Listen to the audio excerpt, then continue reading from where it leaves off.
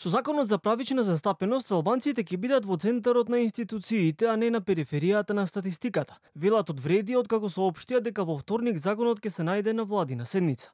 Од коалицијата велат дека го прават тоа што не го направиле дуи 22 години и со ваквиот закон ќе се врати равноправноста. Затоа што, како што додаваат, албанците не се декор во оваа држава. Ова не е политички чин, туку чин на правда. Не е изборна представа, туку историска корекција. Со оваа историска одлука Влен не прави само реформа, туку го враќа достоинството на албанците. Албанците не се декор во оваа држава, тие се незиното јадро. Велат од Вреди. Од владата за Канал 5 само кратко потврдија дека се очекува законот да се најде во владина процедура, но за деталите рекоа дека јавноста ќе биде навремено информирана.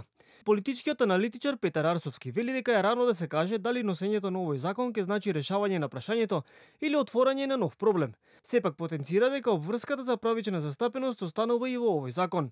Точно е дека правичната застапеност останува обврска според Уставот, без оглед на тоа што Уставниот суд ја укина едната алатка за тоа како се вработуваат луѓе по правична застапеност. Односно ја укина можноста институциите да објавуваат огласи со однапред зацртана етничка припадност. И покрај тоа што таа алатка беше укината, обврската за правична застапеност останува. Ако тоа се преточи во некој закон каде што ќе се избегнат злоупотребите, каде луѓе пишува различна националност, односно етничка припадност, за да влезат во квотите за правична застапеност, тоа ќе биде добар потек. Но треба да се види какви ќе бидат решенијата во законот и дали тие ќе создадат дополнителни проблеми или само ќе подобрат оваа сегашна ситуација, односно ќе го пренебрегнат потегот на Уставниот суд.